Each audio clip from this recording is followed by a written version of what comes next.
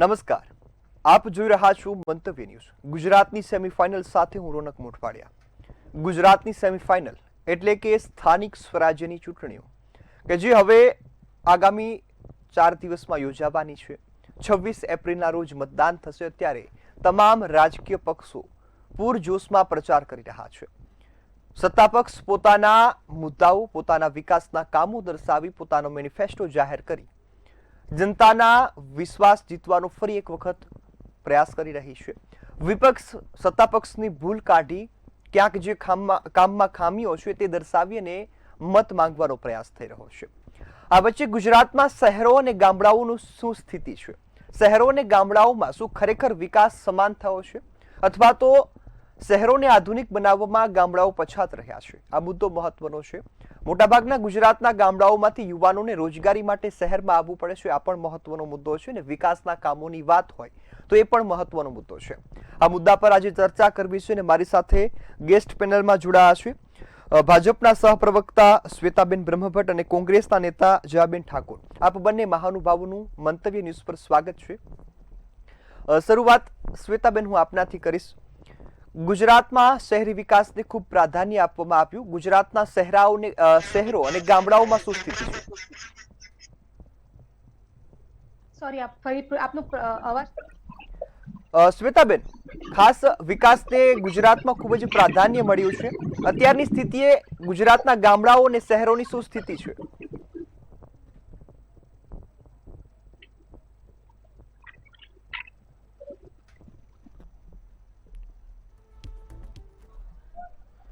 આવું શ્વેતાબેન આપની પાસે. જયાબેન, સત્તાપક્ષ પાસે જઈએ હમણાં. પહેલા આપને એક ખાસ પ્રશ્ન કે આપ કઈ રીતે જોઈ રહ્યા છો આ ચૂંટણીને અને ગામડાઓ અને શહેરો વચ્ચેનો જે તફાવત છે કેટલો લોકોને અસર કરી રહ્યો છે? અત્યારે જોવા જઈએ તો ગામડાઓની અંદર પરિસ્થિતિ ખૂબ દયનીય છે અને ગામડાઓની અંદર કોઈ પણ પ્રકારની સુવિધા મળી નથી રહેલી. અને જ્યાં જુઓ ત્યાં અત્યારે ચાલુ સત્તા પક્ષ દ્વારા સરપંચોને પૂરતી ગ્રાન્ટોનો અભાવ છે. સરપંચો જોડે કોઈ સારું વર્તન કરવામાં આવી રહેલું નથી. જો એમનો ખેસ પહેરીને એમની સાથે જોડાય તો એમના ગામ માટે નાના મોટી ગ્રાન્ટો આપતા હોય છે, એ પણ નામ પૂરતી હોય છે. એટલે સરપંચો ગામનું ભલું કરવા ઈચ્છે છે, પરંતુ ચાલુ સત્તા પક્ષ એમને જોઈતી પૂરતી ગામડાની સારા વિકાસ અને સારા કલ્યાણ માટે થઈ અને જે ગ્રાન્ટો છે એ સત્તા પક્ષ દ્વારા એમની જોડે ઉદ્ધારભર્યું વર્તન કરી અને ગ્રાન્ટોને અટકાવી રહ્યા છે. એટલે ગામડાનું ખૂબ ખરાબ પરિસ્થિતિ છે. સામે સિટીમાં જોવા જઈએ તો તમામ પ્રકારની સુવિધાઓ અત્યારે શહેરમાં મળી રહેલી છે. જ્યાં કે રોજગાર છે, ત્યાં નાના મોટા ઉદ્યોગો છે કે નાના મોટું જે કંઈ મળતું હોય એ મળે છે. પણ ગામડાઓની અંદર જોવા જઈએ તો અત્યારે ખેડૂતો પાયમાલ થઈ ગયા છે. કોઈ પણ જાતની કોઈ આવક નથી. સામે કોઈ આવકનો સ્ત્રોત ઉભો કરવામાં સત્તા પક્ષે બહુ કમીઓ રાખેલી છે. એટલે આના અનુસંધાને જોવા જઈએ તો સત્તા પક્ષ અત્યારે ગરીબોનું બિલકુલ સાંભળતી નથી અને એમના મળતિયાઓને જોડે રાખી અને એમના મળતિયાઓ દ્વારા સારું ભલું કઈ રીતે થઈ શકે. પોતાને વોટ અત્યારે ચાલુ ઇલેક્શન ચાલી રહ્યું છે, સ્થાનિક સ્વરાજની ચૂંટણી. તો ચૂંટણીની અંદર કઈ રીતે બહુમતી મેળવવી એવી દરેક પ્રકારની નીતિઓ અત્યારે અપનાવી અને ભેદભાવ ચલાવી રહ્યા છે. જી બિલકુલ. શ્વેતાબેન, મારો અવાજ આપને આવી રહ્યો છે? જી શ્વેતાબેન, હવે ગામડાઓ અને શહેરોના વિકાસની જે વાત થઈ રહી છે કઈ રીતે જોઈ રહ્યા છો? શું ખરેખર સમાન વિકાસ થયો છે ખરા? જી બિલકુલ રોનકજી, મેં થોડી વાત એમની પણ સાંભળી. પણ આપણે જ્યારે ગામ વિકાસની વાત કરતા હોઈએ ને તો નરેન્દ્ર મોદીજી માટે અને નરેન્દ્ર મોદીજીના નેતૃત્વમાં ભારતીય જનતા પાર્ટી માટે ગામડું જે છે ને એ દેશની આત્મા છે. એટલે એમનું ફોકસ પહેલા દિવસથી જ્યારથી એ સીએમ બનેલા ત્યારથી હંમેશા એમનું મેઇન ફોકસ હંમેશા ગ્રામ વિકાસ તરફ રહેલું છે. અને એ વાત સમજવી બહુ જ જરૂરી છે રોનકજી બધાની માટે કે જે વખતે આજથી 20-25 વર્ષ પહેલા જ્યારે નરેન્દ્ર મોદીજીની પાસે જ્યારે સત્તા આવી એઝ અ સીએમ જ્યારે બન્યા ત્યારે ગામડાઓની શું હાલત હતી, ત્યારે શું ચેલેન્જીસ હતા અને ચેલેન્જીસને કેવી રીતે સોલ્વ કર્યા, આ 3 પાસા પર વિચારવું ખૂબ જરૂરી છે રોનકજી. જયાબેન વાત કરે છે, તમે એમ સમજો કે જ્યારે આપણે બધા જ આપણે જેટલા પણ અહીંયા ઓડિયન્સ પણ છે અને તમે હું આપણે બધા જાણીએ છીએ કે આપણે એ દિવસો જોયા છે એ કોંગ્રેસના શાસનના 50 વર્ષની અંદર કે જ્યાં મૂળભૂત જરૂરિયાતો હોય, જે મૂળભૂત બેઝિક નેસેસિટીઝ હોય ગામડાની અંદર, એનાથી પણ લોકો વંચિત હતા. તમે ગ્રામ વિકાસની વાત કરો છો, ત્યાં રોડ રસ્તા નહોતા, ત્યાં માટીમાં તમારી ગાડીઓ ફસાઈ જતી હોય, તમારે જો ગામડે જવું હોય તો આખો દિવસ તમારે સાઈડમાં કરવું પડે. લોકોને તમે ઇલેક્ટ્રિસિટીની વાત કરો તો ઇલેક્ટ્રિસિટીની હાલત એવી હતી કે થોડા જ ટાઈમ સુધી કોન્સ્ટન્ટ ઇલેક્ટ્રિસિટી કટ આવતું હોય અને થોડા સમય માટે ઇલેક્ટ્રિસિટી આવતી હોય, સાંજે 6 વાગે તમારે વાળું કરી દેવું પડે કારણ કે પછી લાઈટ જતી રહેવાની હોય. અડધી રાત્રે ખેડૂતોએ ખેતી કરવા માટે માટે કે પાણી ભરવા માટે રાત્રે જવું પડતું, એવી વસ્તુ પણ લોકોને નથી હોતી. જે લોકો પણ ગામડામાં રહ્યા છે ને જેમને બધાને જોયો છે એ બધા જ જાણે છે. જે લોકો નથી પણ રહ્યા પણ બધાનું આપણા બધાના ગામ તો હોય તો આપણા બધાની ચાઇલ્ડહુડની કદાચ આ કોર મેમરીઝ રહી છે કે જ્યારે આપણે ગામડામાં જતા ત્યારે આપણે કયા ગામડાઓ જોયા. તો તમે વિકાસની વાત કરો છો તો વિકાસનું ફોકસ એટલું બધું રહ્યું છે ભારતીય જનતા પાર્ટીમાં અને નરેન્દ્ર મોદીજીના નેતૃત્વમાં. પહેલા નરેન્દ્ર મોદીજી જ્યારે સીએમ હતા ત્યારે, આજે ભૂપેન્દ્રભાઈ જ્યારે સીએમ છે ત્યારે, કે અને એ નરી આંખે દેખાવા વાળી વસ્તુ છે. હવે આપ જે વાત કરો છો, એમને જે વાત કરી, આઈ થિંક વચેટિયાની વાત કરી, તો એ કેટલું હાસ્યાસ્પદ કહેવાય કે એમના જ વડાપ્રધાન સ્વર્ગીય રાજીવ ગાંધીજીના શબ્દો હતા કે હું 1 રૂપિયો દિલ્હીથી મોકલું છું તો 85 પૈસા વચેટિયાઓ ખાઈ જાય છે અને 15 પૈસા જ માણસના પાસે પહોંચે છે જે બેનિફિશરી છે એના ખાતામાં. આ તમારા વડાપ્રધાનના શબ્દો હતા. અને આજે શું પરિસ્થિતિ છે રોનકજી? આજે ડાયરેક્ટ બેનિફિટ ટ્રાન્સફર, આજે પારદર્શિતા તમે વિચારો કે ડાયરેક્ટ બેનિફિટ ટ્રાન્સફર થી જે 1 રૂપિયો નીકળે છે એ સીધો ખેડૂતનો હોય કે સરપંચ હોય એના ખાતાની અંદર જાય છે. વચોટિયા બિલકુલ ખતમ થઈ ચુક્યા છે અને એ જ કારણ છે કે એમના પેટમાં તેલ રેડાઈ રહ્યું છે આજે. એટલે તમે કંઈ પણ તર્ક આપો તો તર્ક એવું આપો કે લોકોને સમજ પડે, કારણ કે તમે બોલો છો પણ દરી હાથે દેખાતી હકીકત લોકો અનુભવ કરે. એટલે આ જ મારો જવાબ છે રોનકજી. જી બિલકુલ. જયાબેન, ખાસ તો શ્વેતાબેને જે વાત કરી અને એઓએ કહ્યું છે કે વિકાસ ખૂબ થયો છે, તો એક મુદ્દો આપ વિપક્ષ તરીકે કઈ રીતે જોઈ રહ્યા છો કે જો ગામડાઓમાં વિકાસ થયો છે તો પછી શહેરો તરફ કેમ યુવાનોને આવવું પડે છે? મોટાભાગના ગામડાઓ ખાલી થઈ ચૂક્યા છે. વિકાસ કોઈ થયો નહીં રોનકભાઈ, માત્ર એમના મળતિયાઓનો એમનો વિકાસ થયો છે, ભાજપનો વિકાસ થયો છે. અને આ વિકાસ એમને કાગળ ઉપર જ છે, માત્ર ને માત્ર નામો છે. કોઈ જાતના તમે જમીની સ્તર પર જોવા જાઓ તો કોઈ પણ જાતનો વિકાસ નથી. કાગળો પર મોટી મોટી ગ્રાન્ટો અને મોટી મોટી વાતો જ કરવામાં આવે છે. આપ જોઈ શકો છો કે કેન્દ્ર અને રાજ્ય સરકારની અંદર જે ગ્રાન્ટો આવે છે એ ગ્રાન્ટોનો કોઈ ઉપયોગ થતો નથી, માત્ર કાગળો ઉપર થતો હોય છે. ધારાસભ્યની પણ ગ્રાન્ટ હોય છે, જે ખરેખર જોવા જઈએ તો એક વર્ષે 1.5 કરોડની ગ્રાન્ટ જે ગ્રામ્ય સ્તરે એમના મતદારો માટે વાપરવામાં આવતી હોય, સાથે સાંસદ સભ્યની જે છે એ 5 કરોડની ગ્રાન્ટ વાર્ષિક લેવલે એમના મતદારો માટે પંચાયતોમાં વાપરવામાં આવતી હોય છે. એટીવીટીની હોય છે, સ્વ ભંડોળ હોય છે. આ કોઈ પણ પ્રકારનું માત્ર ને માત્ર કાગળ ઉપર વિકાસ છે અને એમના નેતાઓનો અને એમના મળતિયાનો વિકાસ છે. બાકી જમીની સ્તર ઉપર આપ જોઈ શકો છો નથી કોઈ રોડ રસ્તા સારા, નથી પીવાનું પાણી મળતું, નેરો માઇનોર બનાવીને મૂકી છે પણ અંદર પાણી નથી. ખેડૂતોને પૂરતી કોઈ પણ જગ્યાએ દરેકના લાઈનમાં લગાડી દીધા છે. આપ જોઈ શકો છો ગામડાની પ્રજા અત્યારે ત્રાહિમામ છે. અત્યારે ચાલુ ઇલેક્શન છે અને ચાલુ ઇલેક્શનમાં ભાજપ ગામની અંદર કોઈ એવો મુદ્દો નથી કે જે મુદ્દો લઈને ગામમાં પ્રવેશ કરી શકે. દરેક જગ્યાએ એમને ધિક્કાર મળે છે, કોઈ એમને પ્રવેશમાં દેતું નથી. અત્યારે એમની પરિસ્થિતિ ભાજપની ખૂબ દયનીય છે અત્યારે. જી બિલકુલ. શ્વેતાબેન, જે રીતે મુદ્દાઓની વાત થઈ રહી છે, વિપક્ષને આ મુદ્દાઓ છે જે ઉઠાવી રહ્યા છે, કઈ રીતે જોઈ રહ્યા છો? સોરી ફરી પૂછો રોનકજી. આ વિપક્ષે જે મુદ્દા ઉઠાવ્યા છે, જયાબેને જે વાત કરી, કઈ રીતે જોઈ રહ્યા છો? મને સોરી તમારું નથી સંભળાયું, પણ એમના સવાલનો હું જવાબ એમને આપું. એ કે છે ને વિકાસ માત્ર કાગળ ઉપર છે, એટલે જેને જમીન ઉપર ઉતરે જ ના હોય એને કાગળ ઉપર જ દેખાય વસ્તુને. જે મેં તમને વાત કરી કે શું આમાંથી આ વાત શું ખોટી છે કે તમારા રાજમાં જે બહેનો જે છે એને બેડા ઉચકીને ગામના પાદરે જવું પડતું પાણી ભરવા માટે? સૌરાષ્ટ્ર અને ઉત્તર ગુજરાતની જે પાણીની સમસ્યાઓ છે, ટેન્કર રાજ હોતું એ ટાઈમ પર, અને આજે ઘરે ઘરે નળ છે, એ શું વાત ખોટી છે? રહી વાત ઇલેક્ટ્રિસિટીની, શું એ વાત ખોટી છે કે દિવસમાં વીજળીના કટ આવતા અને તમારે 6 વાગે વાળું કરી દેવું પડતું ને રાત્રે લાઇટો ના હોતી અને આજે 24 કલાકની વીજળી છે? શું એ વાત ખોટી છે કે આજનો ગામડાનો જે ખેડૂત જે છે એ સોલર થી એનેબલ છે, સોલર પંપ લાગવામાં આવી રહ્યા છે? આજે સૌની યોજનાને જે આપણે ગ્રામ યોજનાની જે વાત કરીએ છીએ, એ ગ્રામના યોજનાથી આજે ખેડૂત વીજળી વેચીને વીજળી ભરવાનું તો બાજુમાં રહ્યું પણ વીજળીથી કમાતો થઈ ગયો છે. શું એ વાત ખોટી છે? રોડ રસ્તાની તમે વાત કરો તો શું એ વાત ખોટી છે કે તમે તમારા ગામે જતા અને ગામમાં તમારી ગાડી, મને તો મારી કોર મેમરી યાદ છે અને અમારે એક બાળક તરીકે અમારી માટે એક આનંદ, એક રાઈડ જેવું રહેતું કે અમે ગામડે જતા ને વચ્ચે માટીમાં ગાડી ફસાઈ જતી તો બધાને નીચે ઉતરીને ગાડીને ધક્કા મારવા પડતા. આ મારી કોર મેમરી છે. બાળકને કદાચ એ હસવું લાગે પણ તમે વિચારો કે બેઝિક નેસેસિટી હતી જેનાથી તમને વંચિત રાખવામાં આવેલા. તો આજે ત્યાં 6 લેન 8 લેનના રોડ તમને નથી દેખાતા? તમે અંબાજી જાઓ તો તમને દેખાતા નથી 8 લાઇનના રસ્તાઓ? એ બેનને શું નથી દેખાઈ રહ્યા? વાતને પ્રજાને તો દેખાય છે, એમને તો નહીં દેખાય. અલગ ચશ્મા પહેરીને બેઠા છે એટલા માટે. તો તમે રોડ, રસ્તા, ગટર, તમે પીએચસી ની વાત કરો, તમે હેલ્થ સેન્ટર્સની તમે વાત કરો, તમે સ્કૂલ્સની વાત કરો, તમે બધી જગ્યાઓ પર માળખાકીય સુવિધાઓને બદલવાનું કામ થઈ રહ્યું છે. અને બજેટના અંતર્ગત તમે જુઓ કે કેટલા 100 કરોડ તમે આપતા હતા ને કેટલા 1000 કરોડનું આજે બજેટ છે. એટલે એમના કહેવાથી કોઈ ફરક નથી પડતું. તકલીફ જ ત્યાં છે કે જે એમનો સોર્સ હતો પૈસા કમાવાનો, એ સોર્સ બંધ થઈ ગયો છે. આજે સરપંચ સશક્ત છે, આજે ગ્રામ પંચાયત સશક્ત છે, અને આજે બધા ભેગા થઈને ગુજરાતનો જે વિકાસ છે ને એમાં ગામડાઓનો બહુ જ મોટો હિસ્સેદારી છે. ત્યાં સુધી કે તમે ખેડૂતની પણ વાત કરો તો ખેડૂતની પણ જ્યારે પાક બને, આજે રોડ રસ્તાનો ફરક એમને પણ પડતો હોય કે જ્યારે ખેડૂતનો પાક બનતો હોય તો એ ફટાફટ એ શહેર સુધી પહોંચવું જોઈએ, એની માટે પણ રોડ રસ્તાની જરૂર પડે છે. એટલે જે પણ હકીકતની જે પિક્ચર છે એ તો લોકોના જીવનમાં અનુભવે જ છે રોનકજી. જી બિલકુલ. અને રિવર્સ માઇગ્રેશનની તમે જે માઇગ્રેશનની વાત કરો છો, ખેડૂત ઓન ધ કોન્ટ્રી તમે જે વાત કરી કે ગામડાઓ ખાલી થઈ રહ્યા છે, એવું બિલકુલ પણ નથી. ઇનફેક્ટ એવા આજે 4G કનેક્ટિવિટી પહોંચી ગઈ છે, એ મને એ પણ દિવસો યાદ છે, અને આપણાથી જોવાવાળા બધા લોકોને યાદ હશે કે આપણે ગામડે જઈએ ને તો મોબાઈલ ચાલે નહીં. જ્યારે મોબાઈલ આવી ગયા તેની વાત કરું છું, તો મોબાઈલ ચાલતા નહોતા, તમારે ધાબા પર ચડીને તમે આમાં હલાવો ત્યારે મોબાઈલ આવે, રાઈટ? અને એમાં પણ કનેક્ટિવિટી નહોતી આવતી. આજે 4G ને 5G કનેક્ટિવિટી ગામડા સુધી પહોંચી ગઈ છે.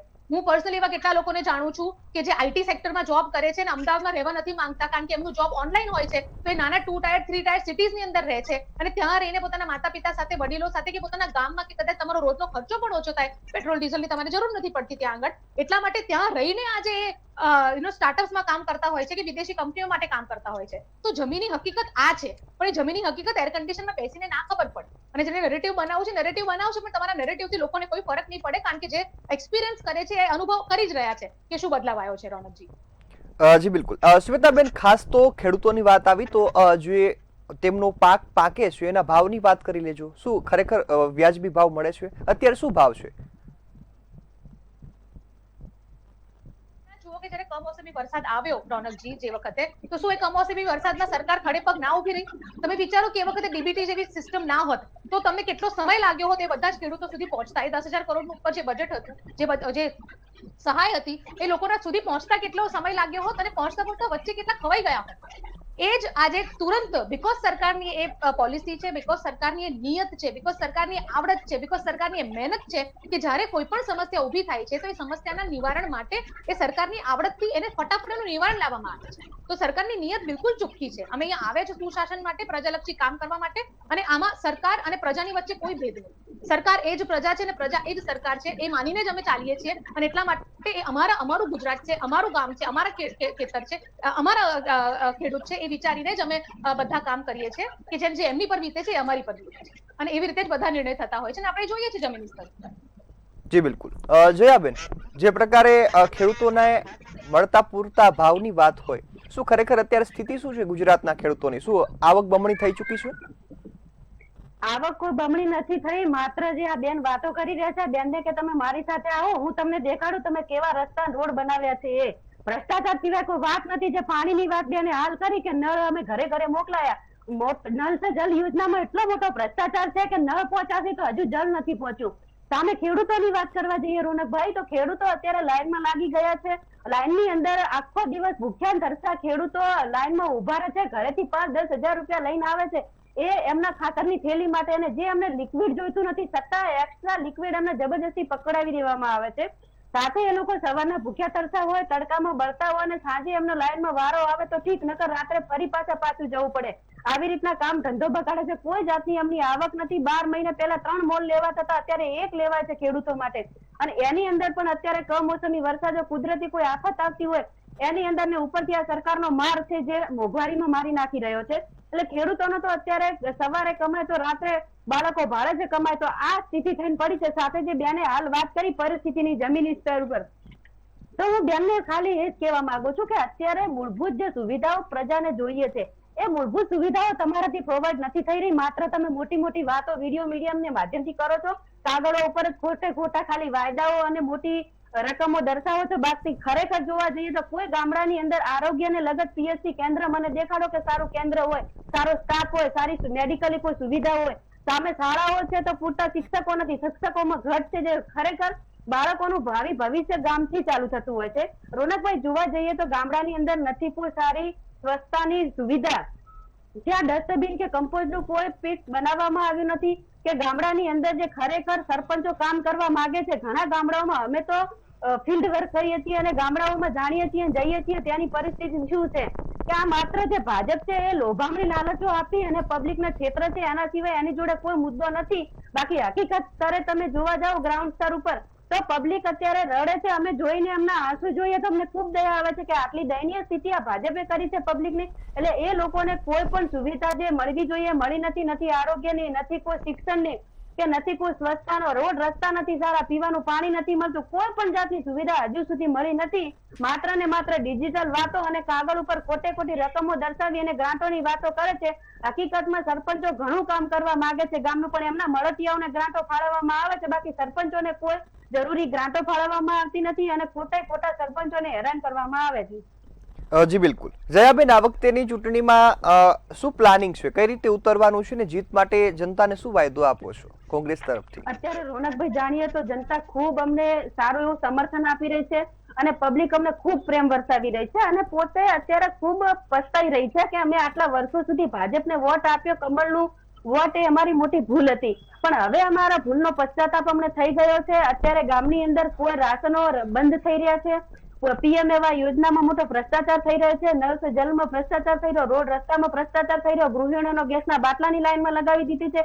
જે ભણેલા ગણેલા યુવાનો છે એમને નોકરીઓ મળતી નથી, ખેડૂતોને ખાતર માટે લાઈનમાં લગાડી દીધા છે, પીવાનું પાણી નથી મળતું, કોઈ સુવિધા મળી નથી રહી. અત્યારે પબ્લિક ખૂબ જાગૃત છે અને જાગૃતને લઈને સવાલો પણ કરતી થઈ ગઈ છે ને હવે ભાજપ માટે ખૂબ અઘરું છે. જે પણ અત્યારે એમને ખોટા વાયદાઓ અને ખોટી જે ગ્રાન્ટોની વાતો કરતી હતી એ બાબતે અત્યારે ઝીરો છે, જમીની સ્તર પર કઈ નથી. અને અત્યારે અમે ચૂંટણીમાં જોવા જઈએ તો દરેક ગ્રામ પંચાયતની અત્યારે 14,000 થી વધુ ગ્રામ પંચાયતો આપણા ગુજરાતમાં છે અંદાજિત. અને એની અંદર આપણે જોવા જઈએ તો આ પંચાયતની અંદર ખૂબ સારો અમને રિસ્પોન્સ મળી રહ્યો છે અને ભાજપે એમના જે પણ દામ દંડ સામ ભેદ નીતિઓ અપનાવી અને બહુમતી અને લોકશાહીની હત્યા કરી અને ઘણી બિનહરીફ પણ એમને કરવાનો પ્રયાસ કરેલો છે. પણ એમની સામે અત્યારે પ્રજા જાગૃત થઈ ગઈ છે. એમને ટક્કરથી ટક્કર આપીને હાથથી હાથ મિલાવીને અમને ખૂબ સારો રિસ્પોન્સ આપી રહી છે અને અમારો વિજય થવાનો છે. જી બિલકુલ. શ્વેતાબેન, જયાબેન કહી રહ્યા છે કે આ વખતે કોંગ્રેસનો વિજય પાકો છે, ભાજપની નીતિ ખોટી છે, એટલા માટે આ વખતે જનતા જાકારો આપશે અને સત્તા પરિવર્તનની વાત થઈ રહી છે. શું ખરેખર આવું થવાનું છે? આપ શું માનો છો? જનતા પર કેવો વિશ્વાસ? રોનકજી, મને બહુ જ ક્લિયરલી આપનું નથી સંભળાઈ રહ્યું, પણ મને જે તૂટક વર્ડ્સ જયાબેનના જે શબ્દોમાં મને દેખાયા, એના જે સંભળાયા મને, એના આધાર ઉપર હું અમુક તથ્યો આપની સામે મૂકવા માંગુ છું. એમને કહ્યું પબ્લિકને છેતરે છે અને મળતિયાઓની જે વાત કરી, એ ભલે એમ સમજતા હોય, એમના જેમ અધ્યક્ષ બોલતા હોય છે કે પબ્લિક મૂર્ખ છે, અભણ છે. તમે વિચારો રોનકભાઈ કે આટલા બધા વર્ષોથી ઇલેક્શન આફ્ટર ઇલેક્શન એક જ ઘીસેપીટા ડાયલોગે બોલે રાખી છે, એ છતાં પ્રજા સતત કેમ મત આપે છે? કારણ કે એ ગમે તેટલું બોલશે, પ્રજા એના આધાર કે એનું જીવન સ્તર બદલાયું છે કે નથી બદલાયું. હવે જેમ એમને વાત કરી કે નળ સે જલની વાત કરી, તમે એમ સમજો કે તમે આ એ જ કોંગ્રેસ પાર્ટી છે જેને નર્મદાના દરવાજા માટે આપણને જયારે કેન્દ્રમાં હતા અને આપણી સરકાર અહીંયા હતી તો એમને એ પણ ના લાગવા દીધા. આજે એ નર્મદા યોજનાની જે તમે નળ સે જલની તમે આજે આખી સિસ્ટમની વાત કરો તો તમારે એ પાણી આખા ગુજરાત સુધી પહોંચાડવાનું હોય તો એની એક પદ્ધતિ, એક પ્રોસેસ હોય અને એક ફેઝીસમાં એનું કામ થવાનું હોય. તમારે પહેલા પાઇપલાઇન લગાવવી પડે, બધી દૂર સુધી એક ઘર સુધી લઈ જવી પડે પાઇપલાઇન્સને, એના પછી પાણી પીવા લાયક પહેલા બનાવવું પડે અને પછી એ ત્રીજા સ્ટેજની અંદર પાણી પીવા લાયક પાણી નળની અંદર આવે. તો આટલા મોટા, આટલા 1000 કિલોમીટરની તમે વાત કરો આજે, કદાચ 80,000 કિલોમીટર જેવી આની જે પાઇપલાઇન જે છે એ લાગી છે, એક્ઝેક્ટ ડેટા નથી મારી પાસે એનો, પણ એ કેટલા 100,000 કિલોમીટરની પાઇપલાઇન લાગી છે અને એના પછી ફેઝીસમાં ગયું છે. બહુ બધી જગ્યા પર પાણી ચોખ્ખું આવવાનું સ્ટાર્ટ થઈ ગયું છે અને કદાચ અમુક જગ્યા ઉપર કામ ચાલી રહ્યું છે. એટલે જે કામ કરતું હોય એને ખબર પડે, જેને લોકોને ખાલી બેડા ઉચકીને રાખ્યા છે એને તો અધિકાર જ નથી આ બોલવાનો. તો પહેલી વાત રહી નળ સે જળની વાત કરી. બીજી એમને વાત કરી, એક મિનિટ હું આપને બીજું એમને મને જે મુદ્દો કહ્યો મને હું એની વાત કરું. હા, ઇલેક્ટ્રિસિટીની વાત કરી એમને, આઈ થિંક લાઇટની કદાચ એમને વાત કરી. તો એ પણ લાઇટની આજે જ્યોતિગ્રામ યોજના જયારે આવી એ પણ પબ્લિકને જાણવું બહુ જરૂરી છે કે જયારે જ્યોતિગ્રામ યોજના આવી તો આ જ કોંગ્રેસ હતું જે ચિલ્લાઈને બોલતું હતું કે ખેડૂત પાયમાલ થઈ જશે. તમે જુઓ આજે નરી હકીકત છે કે 24 કલાકની વીજળી આવે છે કે નહીં ને ખેડૂતને કેટલો ફાયદો થયો છે કે નહીં, આજે સોલરથી ખેડૂતને કેટલો ફાયદો થયો છે કે નહીં એ પણ વાત છે. પછી એમને વાત કરી, આઈ થિંક એજ્યુકેશનની વાત કરી. તમારા ટાઈમ પર સ્કૂલ ડ્રોપ આઉટ રેશિયો કેટલો હતો અને સૌથી મોટું કારણ એ હતું કે દીકરીઓ જે છે એક ઉંમર પછી એ લોકોને ત્યાં જવું પસંદ નહોતું સ્કૂલની અંદર, કારણ કે મૂળભૂત જરૂરિયાતો શૌચાલય જેવી વસ્તુ નથી હોતી. આજે ડ્રોપ આઉટ રેશિયો સૌથી ઓછો છે આખા ઇન્ડિયાની અંદર, ગુજરાતની અંદર શાળા ડ્રોપ આઉટ રેશિયોની વાત કરો ત્યાં સુધી. પછી એમને આઈ થિંક બીજી એક વાત કરી, સોરી એમને મને એક બે વસ્તુ એમને કીધી, હા ખેડૂતોની વાત કરી. તો આજ ભારતીય જનતા પાર્ટી જે છે જેના રાજની અંદર અત્યારે આપણે જીડીપી ની વાત કરીએ ને તો 10% ગ્રોથ છે એજીડીપી જેને કહેવાય એગ્રીકલ્ચર જીડીપી જે છે આ ટકાવારી જે હું વાત કરું છું આંકડાકીય હકીકત તથ્ય અને તર્ક એમની જેમ વાતો નથી કરી રહી કે આવું હતું ને પેલું હતું. હું જે પણ કહું છું એ ડેટાબેઝ તમને તર્ક સાથે ને ડેટાબેઝ તમને કહું છું અને એ વાત સાચી છે કે ખોટી એ લોકોના જીવનના અનુભવની અંદર છે. એમની વાતોથી કોઈને કોઈ ફરક નહીં પડે. આજે નેશનલ એવરેજ 3 થી 4% છે એજીડીપી એગ્રીકલ્ચર ગ્રોથનો, આપણો 10% ઉપર ચાલે છે. એટલે બધી વાતો જે છે ને એમને બોલવા તો એ જે પણ બોલતા હોય. રહી વાત જમીની હકીકતની, તો જમીની હકીકત લોકો એના અનુભવના આધાર ઉપર, મારા શબ્દો કે મારા ડેટાના આધાર ઉપર નહીં પણ એમના અનુભવના આધાર ઉપર લોકો નિર્ણય લેતા હોય છે. અને એટલા માટે અમને એ વસ્તુની બિલકુલ પણ ચિંતા નથી કે આપણા જે છે એ રિઝલ્ટ શું આવવાનું છે. જી બિલકુલ. જયાબેન, જે રીતે વિપક્ષને હર વખતે ખોટો ઠેરવામાં આવ્યો છે, પક્ષ તરફથી જે આક્ષેપો છે, અત્યારે કઈ રીતે જોઈ રહ્યા છો કે માત્ર તમે જનતાનો ભ્રમવામાં નાખવા માંગો છો, એમને ભ્રમાવવા માંગો છો, મુદ્દા ખરેખરના છે તે નથી ઉઠાવતા? હાજી જયાબેન, પ્રશ્ન એવો છે કે સત્તા પક્ષ એવું કહી રહ્યા છે કે જનતાને માત્ર વિપક્ષ છે તે ભ્રમમાં નાખે છે, અલગ અલગ મુદ્દાઓથી ભટકાવે છે.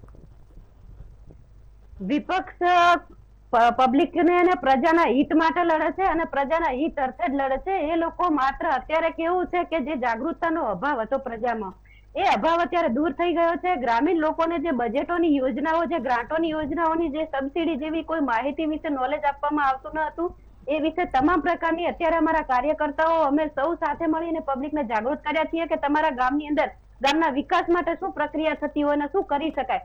અત્યારે જે પ્રમાણે બેને વાતો કરી એ આંકડાકીય જ વાતો કરી, આપ સમક્ષ રિયાલિટી જોઈ આપે કે એ બેને માત્ર આંકડાકીય જ માહિતી આપી. પણ એ બેનને હું કહેવા માંગુ છું કે તમે મારી સાથે ચાલો, કોઈ વિપક્ષ કોંગ્રેસ ભાજપ નહીં, તમે પ્રજાના હિત માટે મારી સાથે ચાલો. હું તમને લઈ જાઉં ગામડાઓની અંદર કે કયા ગામડાની અંદર સુવિધા પૂરતી મળી છે. કોઈ પણ જાતની સુવિધા નથી. માત્ર રોનકભાઈ આ લોકો ખોટી વાતો કરી અને એમની વાહવાહી કરી રહેલા છે. અત્યારે વાસ્તવિક હકીકત એવી છે કે ગામડાની પરિસ્થિતિ ખૂબ દયનીય છે. રોડ, રસ્તા, પીવાનું પાણી, જે એમની મૂળભૂત સુવિધાઓ છે એમની, એ પણ એમને મળી નથી રહી. એના માટે અત્યારે જે વિપક્ષ છે એ પ્રજા હિત માટે લડે છે અને આ જે લોકો છે એ સત્તા માટે લડે છે અને એમને ખુરશીઓ જોવે છે, માત્ર એમને હોદ્દાઓ જોવે છે ને સત્તા ટકાવી રાખવા માટે ખોટા કાગળો ઉપર ગ્રાન્ટોની વાતો કરી અને પબ્લિકને છેતરવાના અત્યારે એ લોકો કારમાં રચી રહેલા છે. હકીકતમાં અમે પ્રજા હિત માટે લડતા આવ્યા છીએ, લડીશું. જી બિલકુલ. જયાબેન, ખૂબ સરસ વાત કરી. પક્ષ અને વિપક્ષ બંને આ જે મુદ્દાને અત્યારે ઉઠાવી રહ્યા છે, પરંતુ 26 તારીખનું મતદાન છે તે સૌ કોઈ પર જે લોકો છે તે આશા રાખી રહ્યા છે કે સારું આવશે. જનતાનો જે વિશ્વાસ છે તે જીતવાનું બંને પક્ષો પ્રયાસ પણ કરી રહ્યા છે. હવે જોવાનું રહ્યું કે બંને પક્ષની મહેનત કોની રંગ લાવે છે. હાલ તો આપ બંને અમારી સાથે જોડાયા બદલ આપનો ખૂબ ખૂબ આભાર. જનતાના મુદ્દા છે ને કરવાનું પક્ષને કામ છે. પક્ષ કોઈ પણ હોય, પરંતુ જે સત્તા પક્ષ હોય એની જવાબદારી વધુ હોય. વિપક્ષને ભૂલો કાઢવી એ એમની ફરજ છે. હાલ તો પક્ષ વિપક્ષના આક્ષેપ વચ્ચે શહેરો અને ગામડાઓની સ્થિતિ શું છે સૌ કોઈએ જોઈ છે. આશા છે કે આ સ્થિતિમાં સુધારો આવશે. જનતા પોતાના પસંદગીના પક્ષને પસંદ કરી શકશે. આશા સાથે અહીં કાર્યક્રમ સમાપ્ત કરીએ છીએ. ફરીથી મળીશું નવા મુદ્દા સાથે. ત્યાં સુધી મને રજા આપશો. નમસ્કાર.